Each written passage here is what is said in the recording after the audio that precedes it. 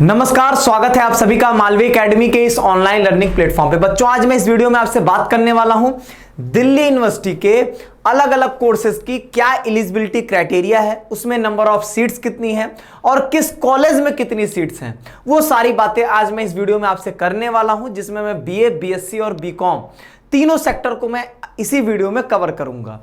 साथ ही साथ मैं आपको बताऊंगा कि आपको पता है कि डीयू ने जैसे अपना पोर्टल CSAS ओपन कर दिया रजिस्ट्रेशन के लिए, तो उसमें हमेशा एक बात आ रही है कि अगर आप एलिजिबल हैं तो आप अप्लाई कर सकते हैं, अगर आप एलिजिबल हैं तो अप्लाई कर सकते हैं। तो बात आती है कि क्या सर हम एलिजिबल हैं या नहीं हैं, इसकी एलिजिबिलिटी क्राइटेरिया क्या है। इस वीडियो में आज मैं आपके साथ यही चीज डिस्कस करने वाला हूं और बहुत ही आसान तरीके से और बहुत ही कम समय में आप सारी बातों को बहुत अच्छे से समझ जाएंगे।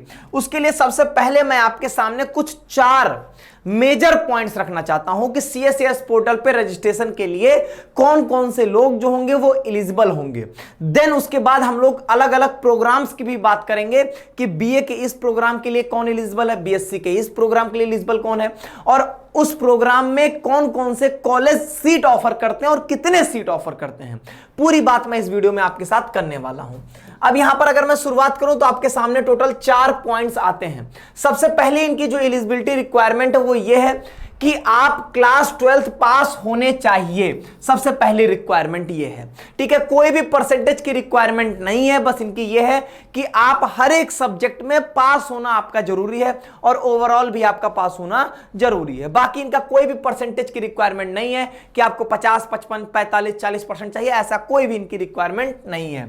दूसरी चीज यहां पर सुनिए, जो कि सबसे ज्यादा मोस्ट इंपॉर्टेंट बात यह है कि अगर आपको CSAS में अप्लाई करना, CSAS पोर्टल पे, तो उसके लिए आपका CVT में अपीयर होना बहुत जरूरी है। और खासकर यहां पर एक बात को मैं और ऐड करूंगा कि आप जिस प्रोग्राम को टारगेट कर रहे होंगे, जिस कोर्स में आप एडमिशन लेना चाहते हैं, तो उसकी जो रिक्वायरमेंट है, जो एलिजिबिलिटी रिक्वायरमेंट है कि आप इस टेस्ट पेपर के मार्क्स जोड़े जाएंगे, तो वो टेस्ट पेपर में आपका अपीयर होना CVT में बहुत जरूरी है। ये मैं अभी आगे भी आपसे बात करूंगा, जब मैं प्रोग्राम स्पेसिफिक बात करूंगा तब।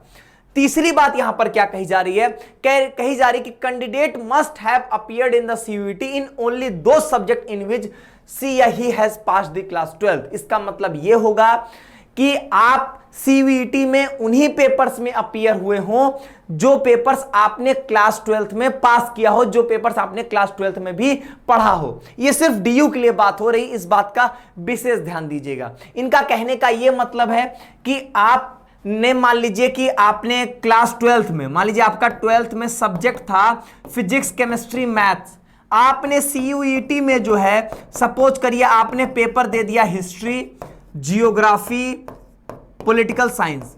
ये सारे सब्जेक्ट आपने क्लास 12th में नहीं पढ़े थे, लेकिन आपने CVT में अपीयर हुए हैं, तो डीयू को इन सब्जेक्ट से कोई मतलब नहीं है। आपने दिया तो दिया, इससे डीयू को कोई भी फर्क नहीं पड़ेगा। डीयू को फर्क तभी पड़ेगा जब आपने क्लास 12th में PCM पढ़ा था, तो यहां पर भी अगर आपने PCM का ही पेपर दिया है तो ही ये आपकी बात को सुनेंगे, तो ही आपको ये कंसीडर करेंगे।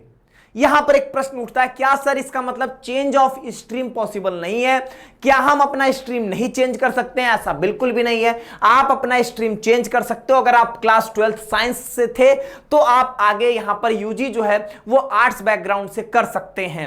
यह बात एकदम फिजिबल है। लेकिन यहां पर एक चीज इंपॉर्टेंट ये होगी कि आपका क्लास 12th अगर साइंस से था, अगर आपने PCM पढ़ा था, तो आपका CUET में भी आप PCM के थ्रू ही PCM का ही पेपर दोगे और इसी की मेरिट जो होगी वो काउंट होके आपका BA में एडमिशन करवाएगी। ये यहां पर ये इंपॉर्टेंट बात है। अगर आपने क्लास 12th में आर्ट्स के सब्जेक्ट पढ़े थे, अगर आपने क्लास में 12th में आर्ट्स सब्जेक्ट पढ़े थे, तो आर्ट्स से साइंस में आप नहीं जा पाओगे, क्योंकि साइंस में वो डायरेक्टली लिख दिए हैं कि फिजिक्स, केमिस्ट्री, मैथ सब्जेक्ट होना चाहिए, तो फिर आप वो कभी भी एलिजिबिलिटी नहीं पूरी कर पाओगे, ठीक है। लेकिन अगर आप साइंस से आर्ट्स में जाना चाहोगे तो आप आसानी से यहां पे जा सकते हैं। ये बात आप मेरे हिसाब से समझ गए होंगे कि अगर आपने CUET में उन पेपर्स को अटेम्प्ट किया है जो आपने क्लास 12th में पढ़ा ही नहीं था, तो वो डीयू के लिए कोई मतलब नहीं है, आपको बिल्कुल भी किसी तरीके से कंसीडर नहीं किया जाएगा। तीसरी बात यह थी आपकी। चौथी बात यहां पर क्या बोल रहा है वो यहां पर ध्यान दीजिए। चौथी बात यह कह रहा है कि suppose a candidate did not appear or was absent in a subject test paper which is mandatory required. अब इसका मैं मतलब समझा देता हूं, पूरा पढ़ने की नीड नहीं है। जैसे कि मान लीजिए किसी प्रोग्राम में, किसी भी प्रोग्राम में, मान लीजिए बीए का कोई प्रोग्राम हो जिसमें कहता है कि लैंग्वेज प्लस मैं कोई 3 डोमेन जो है यहां पर ऐड करूंगा मेरिट में, ठीक है। मान लीजिए ऐसा कोई यहां पर रिक्वायरमेंट है, आप जो है इसमें से किसी एक में एब्सेंट है।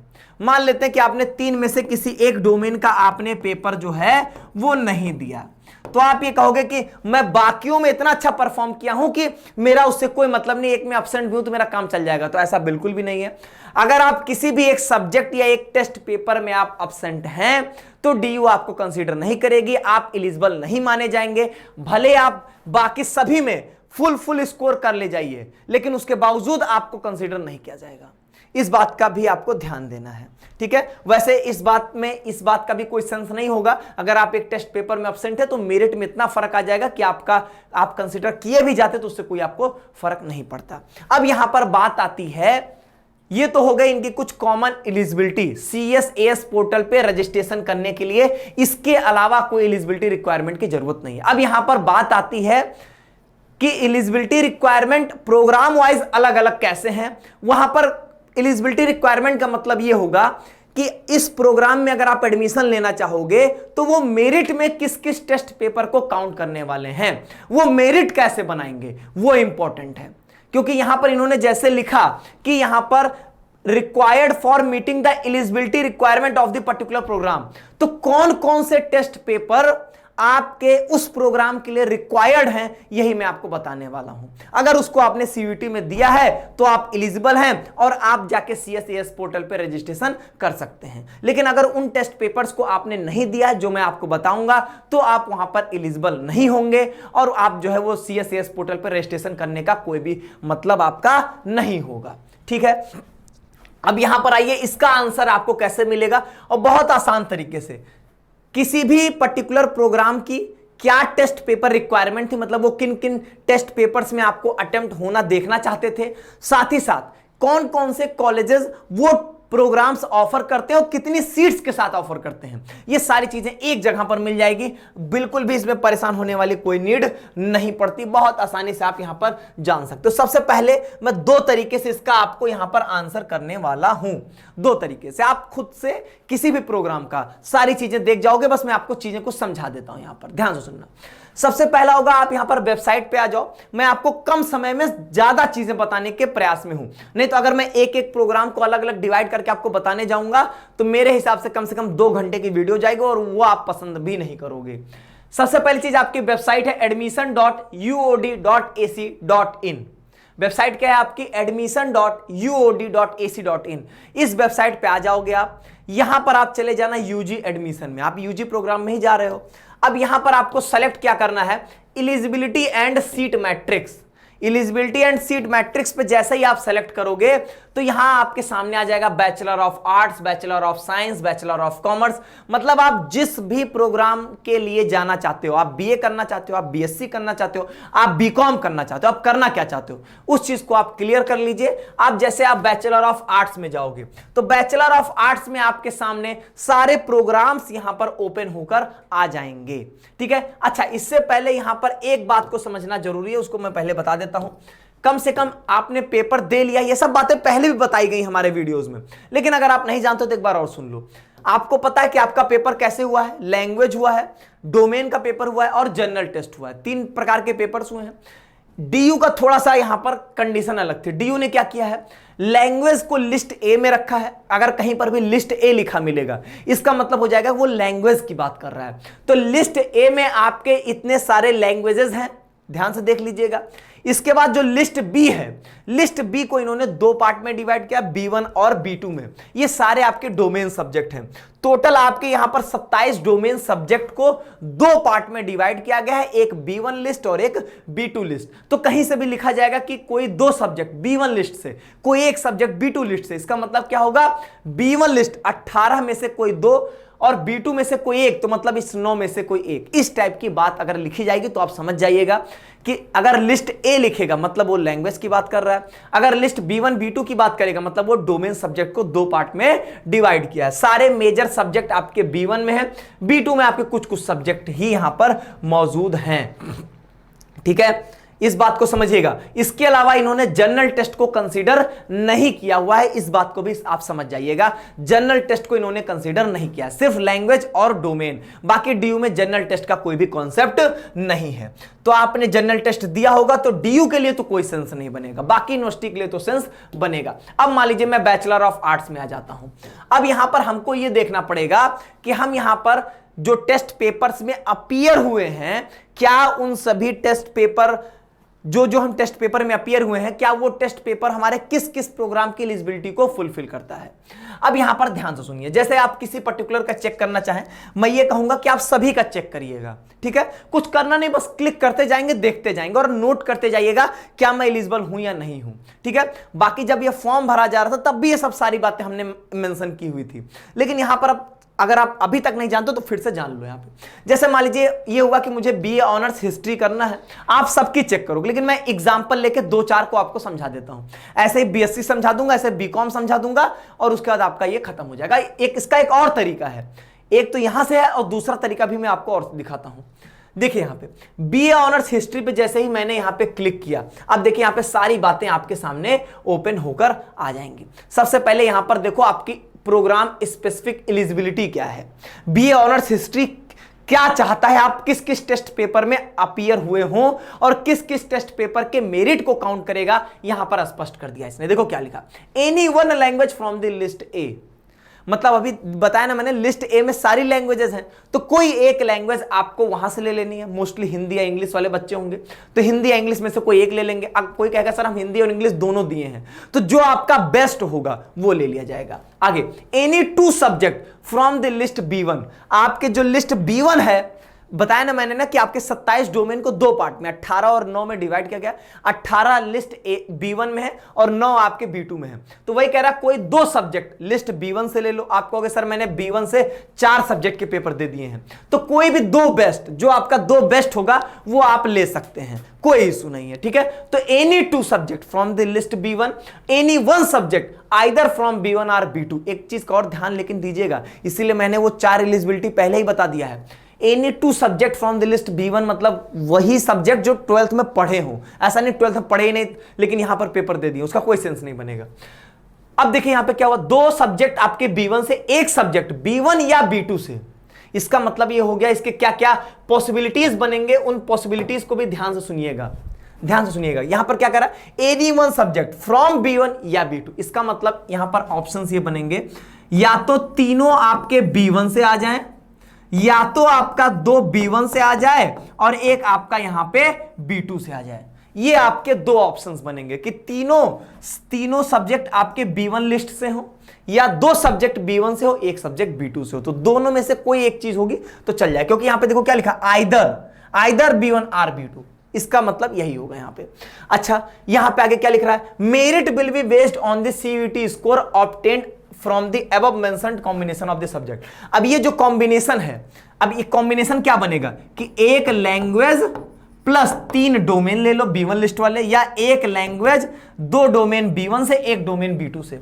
अब इसमें से आप जो चाहोगे वो आपका यहां पे यूज हो जाएगा, ठीक है। जिसमें भी आपका बेस्ट रहेगा आप यूज यहां पे कर सकते हैं। वैसे मैं बताऊं, मोस्ट ऑफ द बच्चे जो होंगे वो यहां पर B1 लिस्ट के ही सारे सब्जेक्ट को यूज किए होंगे, क्योंकि B2 वाले सब्जेक्ट्स कॉमन सब्जेक्ट नहीं है, बहुत ही वो अलग सब्जेक्ट है, तो वो मोस्टली वो आप यूज नहीं करोगे यहां पे। अब यहां पर देखो ऐसे कौन से कॉलेजेस हैं जो कि बीए ऑनर्स हिस्ट्री को यहां पर क्या करते हैं, ऑफर करते हैं। अच्छा, यहां से एक बात ये जरूर बनेगी कि कॉलेज कौन सा अच्छा है, तो ये हम लोग एक सेपरेट वीडियो में बात करेंगे कि आपके लिए बीए ऑनर्स हिस्ट्री के लिए कौन कौन से टॉप कॉलेजेस हैं। तो वो जब हम लोग को प्रेफरेंस भरना होगा तब वहां पर हम ये बात आपको जरूर बताएंगे। अब यहां पर आप देखो सारे कॉलेजेस की लिस्ट लिखी गई है। टोटल यहां पर आपके 45 कॉलेजेस जो हैं वो ऑफर करते हैं। कैटेगरी वाइज आपको यहां पे नंबर ऑफ सीट भी मेंशन की गई है, तो कुछ नहीं करना है, सिर्फ रीड करना है। अब बताओ, अगर मुझको जबरदस्ती का वीडियो की लेंथ बढ़ानी हो तो मैं जैसे पढ़ूं कि आर्यभट्ट कॉलेज में 23 आपके जनरल, 9 SC, क्या मतलब इस सेंस का, आप खुद भी देख के आराम से पढ़ ले जाओगे, ठीक है। ये मैंने आपको एक यहां पर आपको बताया, ठीक है। अब यहां पर देखिए मैं आपको जो है वो इसी तरीके से मैं दूसरे का भी बता देता हूं। जैसे मान लो बैचलर ऑफ आर्ट्स में ही मान लीजिए कि मुझे नहीं, मैं हिस्ट्री नहीं, मुझको पॉलिटिकल साइंस देखना है, तो पॉलिटिकल साइंस में चले जाओ। अब अच्छा, ये पॉलिटिकल साइंस का आपका ओपन नहीं हो रहा है, कुछ एरर आ रही होगी वेबसाइट में, कोई बात नहीं, हम लोग एक दूसरे वाले को यहां पर देख लेते हैं। ठीक है, यहां पर किसी एक दूसरे प्रोग्राम का देख लेते हैं हम लोग। यहां पे बैचलर ऑफ आर्ट्स में पॉलिटिकल साइंस में इकोनॉमिक्स खुल रहा है, इकोनॉमिक्स का देख लेते हैं।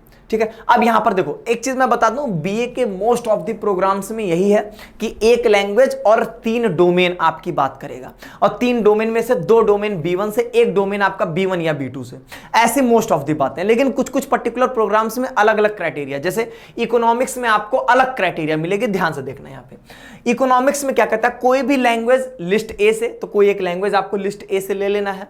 एक सब्जेक्ट आपका मैथमेटिक्स जरूर होना चाहिए, क्योंकि इकोनॉमिक्स है तो मैथमेटिक्स बहुत मैंडेटरी है।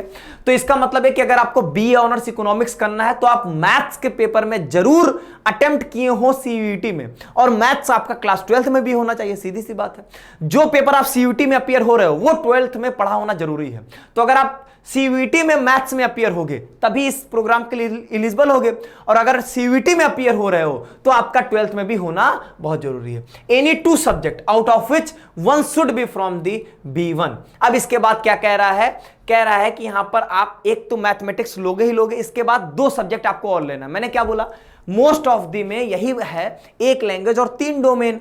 ठीक है, तो 3 डोमेन में से एक डोमेन को कंफर्म कर दिया गया कि मैथ्स होना चाहिए। अब बचा 2 डोमेन, 2 डोमेन में से एक आपका पक्का B1 से होना चाहिए। अब यहां पर इसका मतलब क्या हुआ पता है, any 2 out of which 1 should be from the list B1। मतलब एक B1 से हो, या दोनों B1 से हो, या एक B1 और एक B2 से हो, इसका यह मतलब होगा। या तो दोनों B1 से आ जाए, या तो एक B1 और एक B2 से हो। ऐसा नहीं कर सकते हैं आप कि दोनों B2 से ले लें, ये आप नहीं कर सकते हैं। अब कौन कौन से कॉलेजेस हैं, कॉलेजेस देखो, नंबर ऑफ सीट देखो, आपका काम ओके हो जाएगा। तो मेरे हिसाब से आपको यह बात समझ में आ गई होगी कि किस तरीके से हमको यहां पर देखना है। ठीक है, अब इसी तरीके से अगर हम बैचलर ऑफ साइंस में चले जाएंगे, बैचलर ऑफ साइंस में क्या है, यहां पर इन्होंने मोस्ट ऑफ द प्रोग्राम्स में लैंग्वेज को सिर्फ पासिंग रखा है। मतलब आपको 30% मार्क्स सिक्योर करने लैंग्वेज में, अगर उतना कर ले जाओगे तो ड्यू के लिए एलिजिबल हो गए। और मेरिट के लिए जो काउंट करेंगे वो 3 डोमेन को काउंट करेंगे। अब वो 3 डोमेन थोड़ा थोड़ा वेरी करेगा, लेकिन मोस्ट ऑफ दी में अगर मैथ्स का है तो पीसीएम लेंगे, और अगर बायो का है तो पीसीबी लेंगे। मतलब मोस्ट ऑफ दी में ऐसा ही है।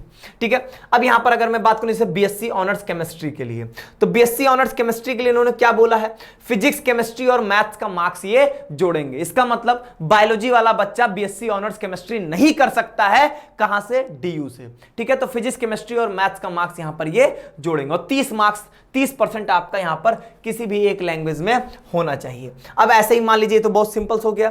अब यहां पर जैसे बीएससी ऑनर्स इलेक्ट्रॉनिक्स कोई करना चाहता है, तो यहां पर क्या है, आपका 2 कॉम्बिनेशंस हैं, फिजिक्स केमिस्ट्री मैथ्स हो, या physics chemistry plus computer science या इंफॉर्मेशन प्रैक्टिसेस हो। ठीक है, अब दोनों में से आप किसी भी कॉम्बिनेशन को यूज कर सकते हैं अपने मेरिट को बनाने के लिए, जिसमें आपका बेस्ट होगा वो आपका यहां पर ले लिया जाएगा। लेकिन 30% आपका लैंग्वेज में जरूर होना चाहिए। तो कॉम्बिनेशन का मतलब समझ रहे हैं, जैसे या तो इस कॉम्बिनेशन की मेरिट को आप देख लीजिए, या तो इस कॉम्बिनेशन की मेरिट को देख लीजिए, जो आपका बढ़िया है उसको आप वहां पर यूज कर सकते हैं, इसमें कोई भी समस्या नहीं आएगी यहां पे। ठीक है, ऐसे ही बीएससी ऑनर्स कंप्यूटर साइंस भी आप देखना चाहो वो भी आप देख सकते हो, कौन कौन एलिजिबल है। अब यहां पर देखिए, यहां पर एलिजिबिलिटी चेंज हो गई, any 1 language from the list A. मतलब आपको कोई एक लैंग्वेज ले लेनी है, मतलब कोई एक लैंग्वेज आपका काउंट होगा मेरिट में। मैथमेटिक्स जरूर लेंगे ये, उसके बाद कोई भी 2 सब्जेक्ट, जो कि उसमें से एक जो है वो लिस्ट B1 से होना चाहिए। फिर से यहां पे वही बात आ जाएगी, या तो दोनों सब्जेक्ट B1 से हो, या तो एक सब्जेक्ट B1 से एक सब्जेक्ट B2 से हो, ये बात आएगी यहां पे। तो वही मैं कह रहा हूं कि आप आराम से इसको, मेरे हिसाब से मैंने पूरे टर्म्स को समझा दिया है कि कैसे आपको उसको समझना है। बाकी कौन कौन से कॉलेजेस हैं, कितने नंबर ऑफ सीट्स हैं, वो आप आराम से यहां पे देख सकते हो। इसी तरीके से यहां पर बीकॉम वाले भी अपना देख सकते हैं कि बीकॉम में बीकॉम ऑनर्स करना है या जनरल बीकॉम करना है। तो बीकॉम ऑनर्स करना है तो बीकॉम ऑनर्स के लिए यहां पर क्या क्या एलिजिबिलिटी देखो, any 1 language from the list है, कोई भी एक लैंग्वेज आपने दिया ही होगा। मैथमेटिक्स आपको चाहिए, मतलब आप मैथमेटिक्स सीयूईटी में अपीयर हुए हो, और अगर सीयूईटी में अपीयर हुए हो तो 12th में होना ही चाहिए।